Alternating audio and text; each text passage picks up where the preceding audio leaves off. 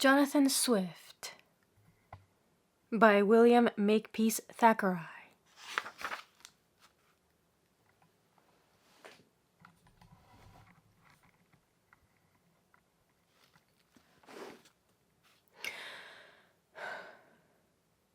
William Makepeace Thackeray, one of the greatest of English novelists, was born at Calcutta, India, on July 18, 1811, where his father held an administrative position. He was sent to England at 6 for his education, which he received at the Charterhouse and Cambridge, after which he began, but did not prosecute, the study of law. Having lost his means, in part by gambling, he made up his mind to earn his living as an artist, and went to Paris to study.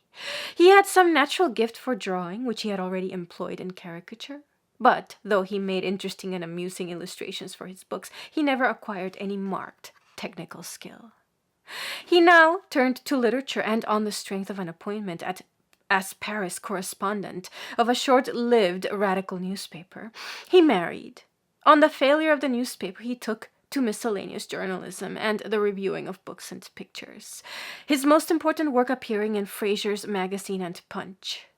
In 1840, his wife's mind became clouded, and though she never recovered, she lived on till 1894. Success came to Thackeray very slowly. Catherine, the great Hogarty Diamond, Barry Lyndon, and several volumes of travel had failed to gain much attention before the Snob Papers, issued in Punch in 1846, brought him fame. In the January of the next year, Vanity Fair began to appear in monthly numbers, and by the time it was finished, Thackeray had taken his place in the front rank of his profession. Pendennis followed in 1850 and sustained the prestige he had won. The next year he began lecturing and delivered in London the lectures on the English humorists, which he repeated the following winter in America with much success. Esmond had appeared on the eve of his setting sail and revealed his style at its highest point of perfection, and a tender, if less powerful touch than Vanity Fair had displayed. In 1855, The Newcomes appeared and was followed by a second trip to America when he lectured on the Four Georges. After an unsuccessful attempt to enter Parliament, the novelist resumed his writing with The Virginians, 1857-59, in which he availed himself of his American experiences.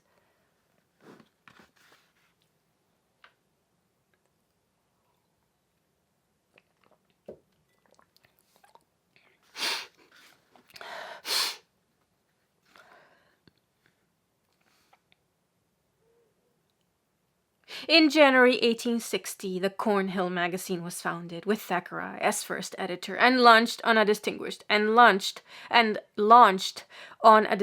career.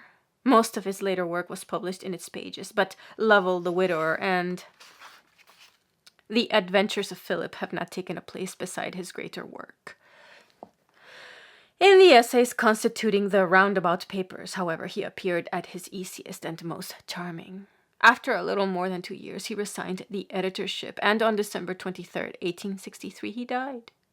Thackeray's greatest distinction is, of course, as a novelist, and an estimate of his work in this field is not in place here.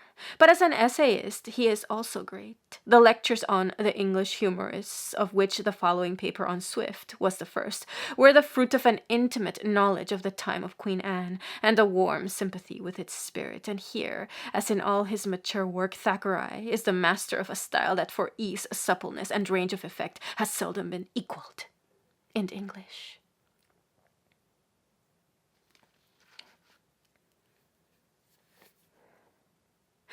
Jonathan Swift by William Makepeace Thackeray. In treating of the English humorists of the past age, it is of the men and of their lives, rather than of their books, that I ask permission to speak to you, and in doing so you are aware that I cannot hope to entertain you with a merely humorous or facetious story. Harlequin without his mask is known to present a very sober countenance, and was himself, the story goes, the melancholy patient whom the doctor advised to go and see Harlequin, a man full of cares and perplexities like the rest of us, whose self must always be serious to him, under whatever mask or disguise or uniform he presents it to the public. And as all of you here must needs be grave when you think of your own past and present, you will not look to find in the histories of those whose lives and feelings I am going to try and describe to you a story that is otherwise than serious and often very sad. If humor only meant laughter, you would scarcely feel more interest about humorous writers than about the private life of poor Harlequin just mentioned, who possesses in common with these the power of making you laugh. But the men regarding whose lives and stories your kind presence here shows that you have curiosity and sympathy appeal to a greater number of our other faculties besides our mere sense of ridicule. The humorous writer professes to awaken and direct your love, your pity, your kindness, your scorn for untruth, pretension, imposture, your tenderness for the weak, the poor, the oppressed, the unhappy. To the best of his means and ability, he comments on all the ordinary actions and passions of life almost. He takes upon himself to be the weekday preacher, so to speak. Accordingly, as he finds and speaks and feels the truth best, we regard him, esteem him, sometimes love him, and as his business is to mark other people's lives and peculiarities, we moralize upon his life when he is gone. And yesterday's preacher becomes the text for today's sermon.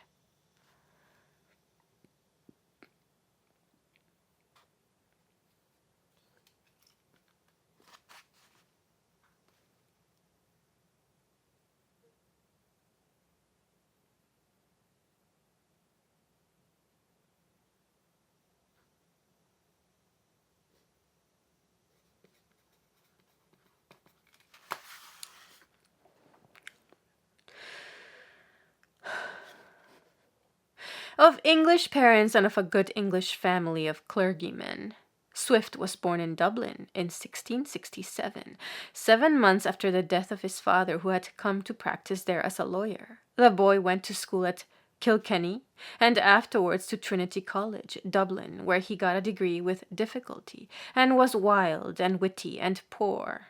In 1688, by the recommendation of his mother, Swift was received into the family of Sir William Temple, who had known Mrs. Swift in Ireland. He left his patron in 1694 and the next year took orders in Dublin. But he threw up the small Irish preferment which he got and returned to Temple, in whose family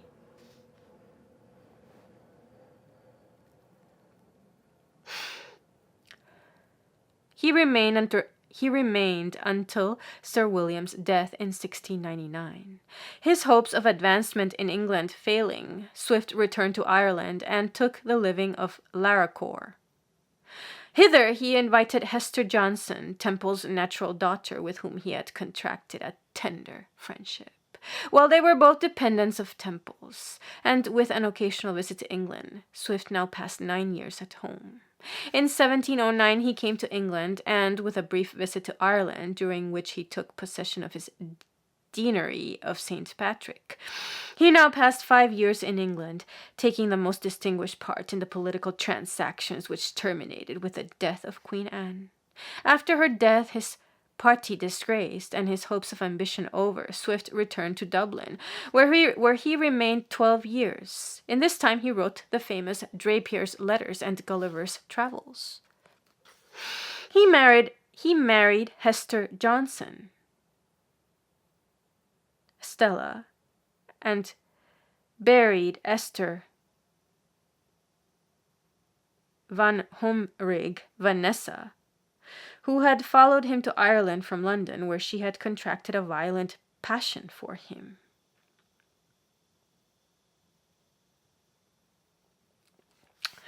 In 1726 and 1727, Swift was in England, which he quitted for the last time on hearing of his wife's illness.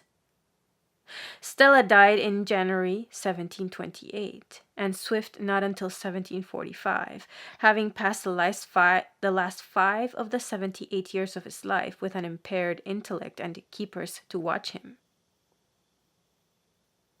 You know, of course, that Swift has had many biographers. His life has been told by the kindest and most good-natured of men, Scott, who admires but can't bring himself to love him, and by stout old Johnson, who, forced to admit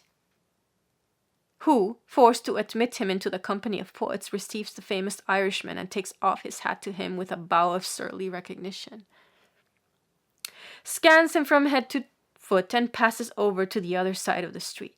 Dr. Wilde of Dublin, who has written a most interesting volume on the closing years of Swift's life, calls Johnson the most malignant of his biographers. It is not easy for an English critic to please Irishmen, perhaps to try and please them. And yet Johnson truly admires Swift. Johnson does not quarrel with Swift's change of politics or doubt his sincerity of religion about the famous Stella and Vanessa controversy. The doctor does not bear very hardly on Swift. But he could not give the dean that honest hand of his. The stout old man puts it into his breast and moves off from him. Would we have liked to live with him? That is a question which, in dealing with these people's works and thinking of their lives and peculiarities, every reader of biographies must put to himself. Would you have liked to be a friend of the great dean? I should like to have been Shakespeare's shoeblack. Just to have lived in his house, just to have worshipped him, to have run on his errands and seen that sweet, serene face. I should like as a young man to have lived on Fielding's staircase in the Temple, and after helping him up to bed perhaps, and opening his door with his latchkey, to have shaken hands with him in the morning and heard him talk and crack jokes over his breakfast and his mug of small beer. Who would not give something to pass a night at the club with Johnson and Goldsmith and James Boswell, Esquire of Auchinleck?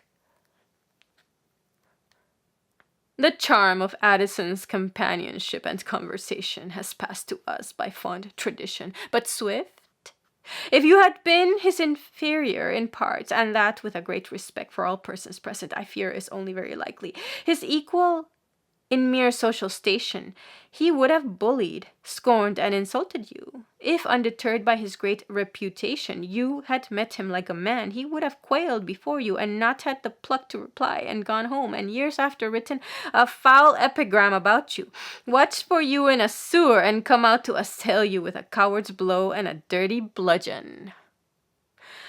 If you had been a lord with a blue riband, who flattered his vanity, or could help his ambition, he would have been the most delightful company in the world.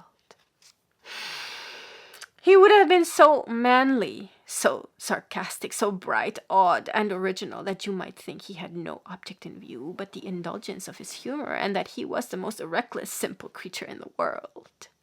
How he would have torn your enemies to pieces for you, and made fun of the opposition. His servility was so boisterous that it looked like independence. He would have done your errands, but with the air of patronizing you, and after fighting your battles, masked, in the street or the press, would have kept, and after fighting your battles, masked, in the street or the press, would have kept on his hat before your wife and daughters in the drawing room, content to take that sort of pay for his tremendous services as a bravo.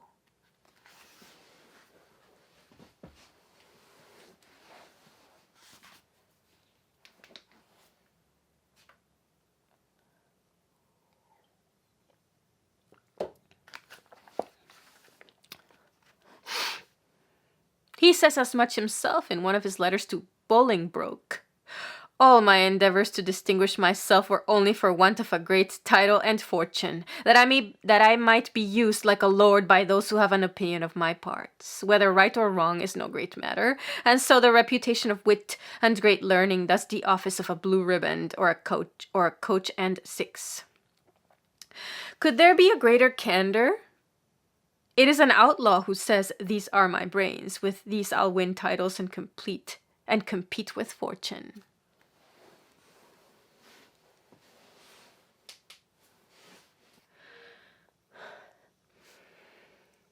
Could there be a greater candor? It is an outlaw who's... Could there be a greater candor? It is an outlaw who says, "These are my brains, with these I'll win titles and compete with fortune. These are my bullets, these I'll turn into gold." And he hears the sound of coaches and six, takes the road like Machiath, and makes society stand and deliver. They are all on their knees before him.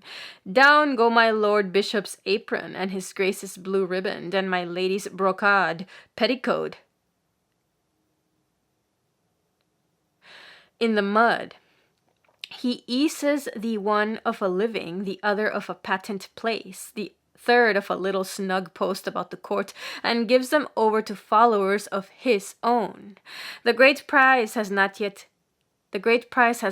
come yet, the coach with the mitre and crozier in it, which he intends to have for his share, has been delayed on the way from St. James's, and he waits and waits until nightfall, when his runners come and tell him that the coach has taken a different road and escaped him. So he fires his pistols in the air with a curse and rides away into his own country. Swift's seems to me to be as good a name to point Swift's seems to me to be as good a name to point a moral or adorn a tale of ambition as any heroes that ever lived and failed. But we must remember that the morality was lax, that other gentlemen besides him took the road in his day, that public society was in a strange disordered condition, and the state was ravaged by other condottieri. The Boyne was being fought and won and lost. The bells rung in Williams's victory, in the very same tone with which they would have pealed for James's. Men were loose upon politics and had to shift for themselves. They, as well as old beliefs and institutions, had lost their moorings and gone adrift in the storm. As in the South Sea bubble, almost everybody gambled, as in the railway mania not many centuries ago. Almost everyone took his unlucky share. A man of that time, of the vast talents and ambition of Swift, could scarce do otherwise than grasp at his prize and make his spring at his opportunity.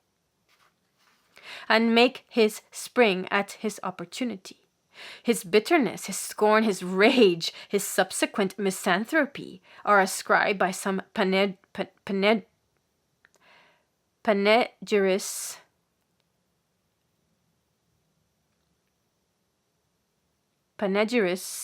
to a deliberate conviction of mankind's unworthiness and a desire to amend them by castigating. His youth was bitter, as that of a great genius bound down by ignoble ties and powerless in a mean dependence. His age was bitter, like that of a great genius that had fought the battle and nearly won it and lost it and thought of it afterwards, writhing in a lonely exile. A man may attribute to the gods, if he likes, what is caused by his own fury or disappointment or self-will.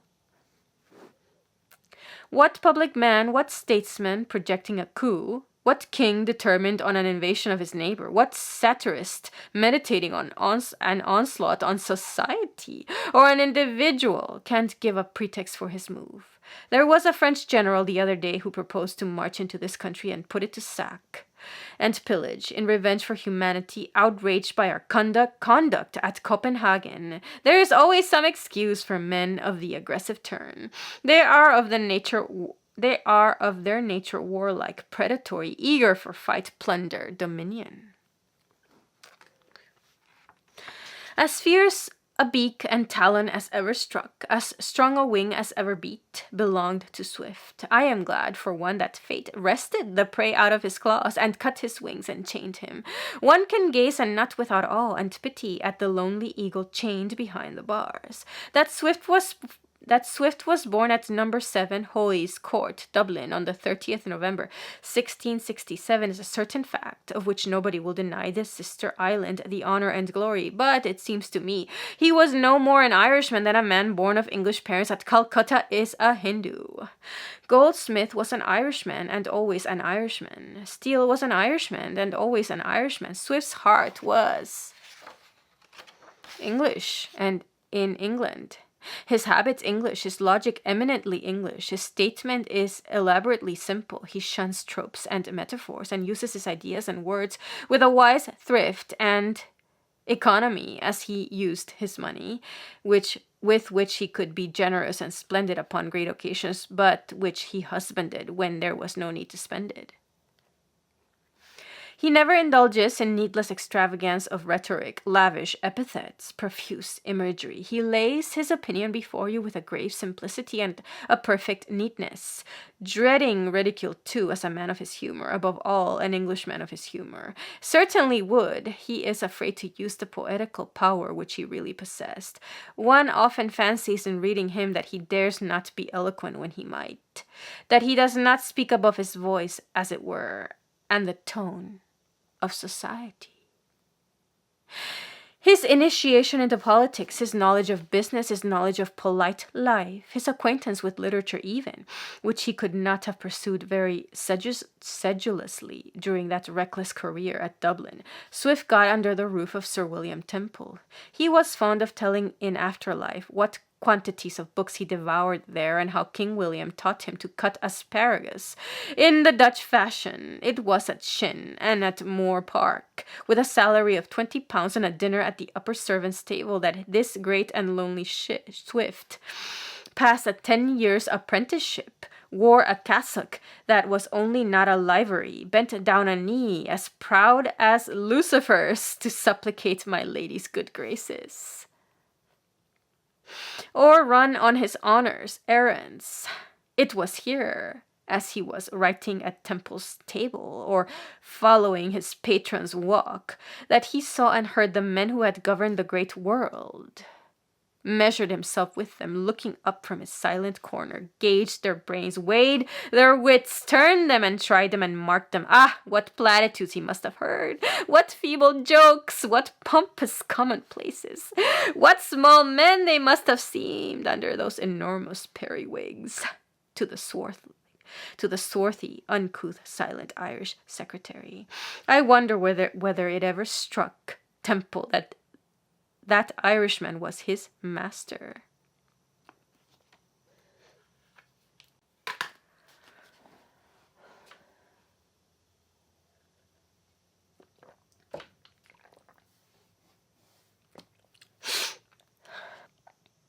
I suppose that dismal conviction did not present itself under the ambrosial wig, or Temple could never have lived with Swift. Swift sickened, rebelled, left the service, ate humble pie, and came back again, and so for 10 years went on, gathering learning, swallowing scorn, and submitting with a stealthy rage to his fortune. Temple's style is the perfection of practice and easy good breeding. If he does not penetrate very deeply into a subject, he professes a very gentlemanly acquaintance with it. If he makes rather a parade of Latin, it was the custom of his day, as it was the custom for a gentleman to envelop his head in a periwig and his hands in lace ruffles. If he wears buckles and square-toed shoes, he steps in them with a consummate grace, and you never hear their creak or find them treading upon any lady's strain or any rival's heels in the court crowd. When that grows too hot or too agitated for him, he politely leaves. He retires to his retreat or Shin or Moor Park. He retires to his retreat of Shin or Moor Park and lets the King's party and the Prince of Orange's party battle it out among themselves. He reveres the sovereign, and no man perhaps ever testified to his loyalty by so elegant a bow. He admires the Prince of Orange, but there is one person whose ease and comfort he loves more than all the princes of Christendom. And that valuable member of society is himself, Guglielmo's Temple, Baronetus. One sees him in his retreat between his study chair and his tulip beds, clipping his apricots and pruning his essays. The statesman, the ambassador, no more, but the philosopher, the Epicurean, the fine gentleman and courtier at St. James's, as at Shin, where in place of kings and fair ladies he pays his court to the Ciceronian majesty, or walks a minuet with the epic muse, or dallies by the south wall with the ruddy nymph of gardens. Temple seems to have received and exacted a prodigious deal of veneration from his household, and to have been coaxed and warmed and cuddled by the people round about him as delicately as any of the plants which he loved. When he fell ill in 1693, the household was aghast at his indisposition. Mild Dorothea, his wife, the best companion of the best of men.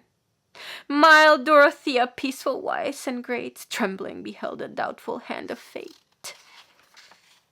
As for Dorinda, his sister, those who would grief describe might come and trace its watery footsteps in Dorinda's face. To see her weep, joy every face forsook, and grief flung sables on each menial look. The humble tribe mourned for the quickening soul that furnished spirit and motion through the whole. Isn't that line in which grief is described as putting the menials into a mourning livery a fine image? One of the menials wrote it who did not like that temple livery. One of the menials wrote it who did not like that temple livery, nor those 20-pound wages. Cannot one fancy the uncouth young servitor, with downcast eyes, books and papers in hand, following at his honour's heels in the garden walk, or taking his honour's orders as he stands by the great chair where Sir William has the gout, and his feet all blistered with moxa? When Sir William has the gout or scolds, he must be hard work. It must be hard work at the second table. The Irish secretary owned as much afterwards, and when he came to dinner, how he must have lashed and growled and torn the household with his gibes and scorn. What would the steward say about the pride of them Irish schollards? And this one had got no great credit even at his Irish college. If the truth were known, and what a contempt His Excellency's own gentleman must have had for Parson Teague from Dublin. The valets and chaplains were always at war. It is hard to say which Swift thought the more contemptible. It is hard to say which Swift thought the more contemptible, and what must have been the sadness and terror of the housekeeper's little daughter with the curling black ringlets and the sweet smiling face when the secretary who teaches her to read and write and whom she loves and reverences above all things, above mother, above mild Dorothea, above that tremendous Sir William in his square toes and periwig, when Mr. Swift comes down from his master with rage in his heart and has not a kind word even for little Hester Johnson.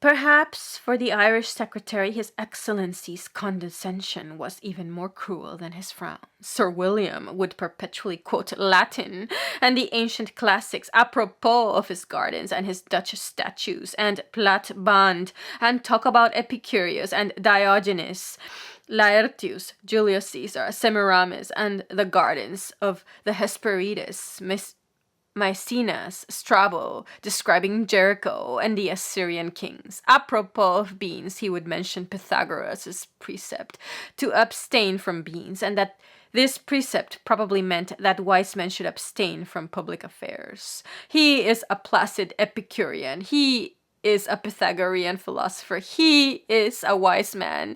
That is a deduction.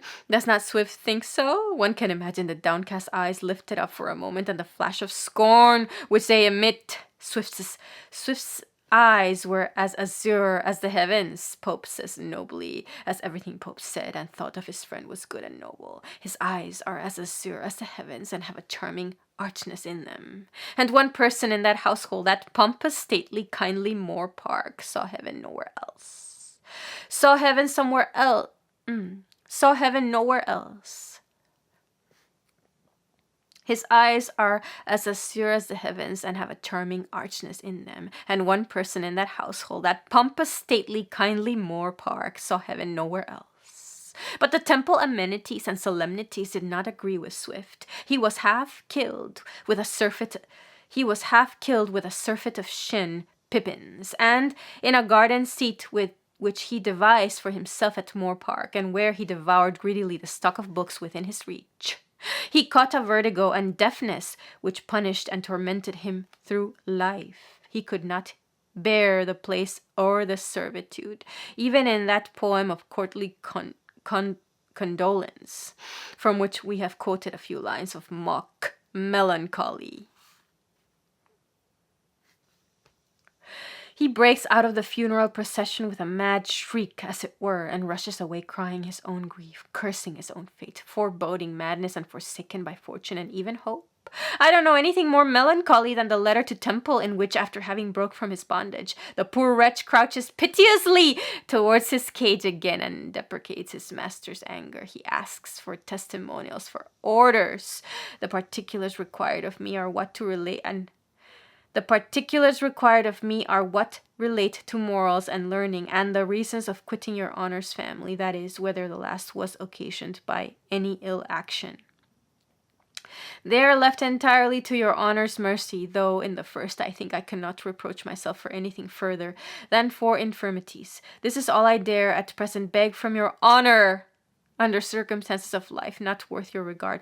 What is left me to wish, next to the health and prosperity of your honour and family, is that heaven would one day allow me the opportunity of leaving my acknowledgments at your feet. I beg my most humble duty and servitude be presented to my ladies, your honour's lady and sister. Can prostration fall deeper? Could a slave bow lower?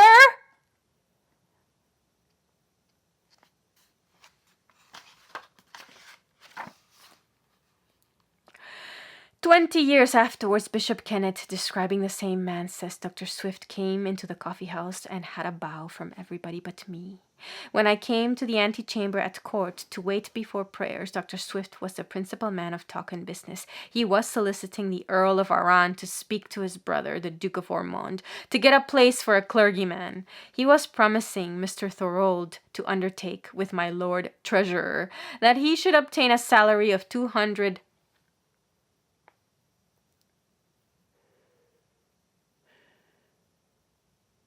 L.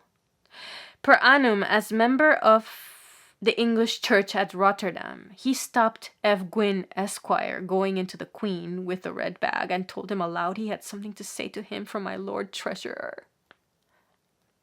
He took out his gold watch and, telling the time of day, complained that it was very late. A gentleman said he was too fast. How can I help it, says the doctor, if the courtiers give me a watch that won't go right? Then he instructed a young nobleman that the best poet in England was Mr. Pope, a papist, who had begun a translation of Homer into English, for which he would have them all subscribe. For, says he shall not begin to print till I have 1,000 guineas for him. Lord Treasurer, after leaving the Queen, came through the room, beckoning Dr. Swift to follow him. Both went off just before prayers. There's a little malice in the bishops just before prayers. This picture of the great Dean seems a true one, and is harsh, though not altogether unpleasant. He was doing good, and two deserving men too, in the midst of these intrigues and triumphs. His journals and 1,000 anecdotes of him relate his kind acts and rough manners. His hand was constantly stretched out to relieve an honest man. He was cautious about his money, but ready. If you were in a strait, would you like such a benefactor? I think I would rather have had a potato and a friendly word from Goldsmith than have been beholden to the Dean for a guinea and a dinner. He insulted a man as he deserved him, made women cry. Guests look foolish, bullied unlucky friends, and flung his benefactions into poor men's faces. No, the Dean was no Irishman. No Irishman ever gave but with a kind word and a kind heart.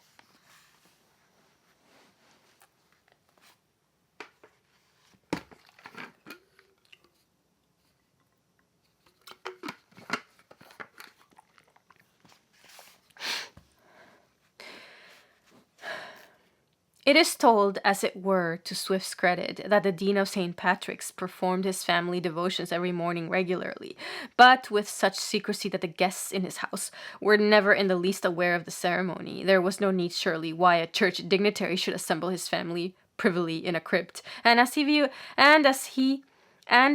if he was afraid of heathen persecution. But I think the world was right, and the bishops who advised Queen Anne when they counselled her not to appoint the author of the Tale of a Tub to a bishopric, gave perfectly good advice. The man who wrote the arguments and illustrations in that wild book could not but be aware what must be the sequel of the propositions which he laid down. The boon companion of Pope and Bolingbroke, who chose these as the friends of his life and the recipients of his confidence and affection, must have heard many an argument and joined in many a conversation over Pope's port or St. John's Burgundy, which would not bear to be repeated at other men's boards.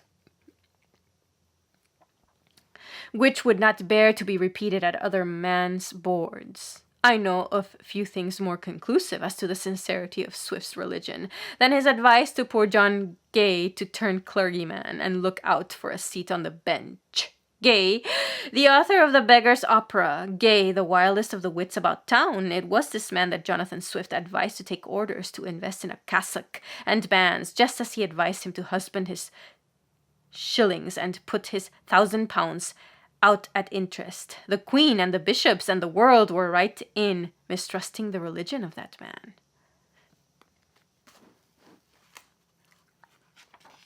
I am not here, of course, to speak of any man's religious views, except in so far as they influence his literary character, his life, his humor. The most notorious sinners of all those fellow mortals whom it is our business to discuss, Harry Fielding and Dick Steele, were especially loud, and I believe really fervent in their expressions of belief. They belabored freethinkers and stoned imaginary atheists on all sorts of occasions, going out of their way to bawl their own creed and persecute their neighbors. And if they sinned and stumbled, as they constantly did, with debt, with drink, and with all sorts of bad behavior, they got upon their knees and cried, "Peccavi!" with a most sonorous orthodoxy. Yes, poor Harry Fielding and poor Dick Steele were trusty and undoubting Church of England men.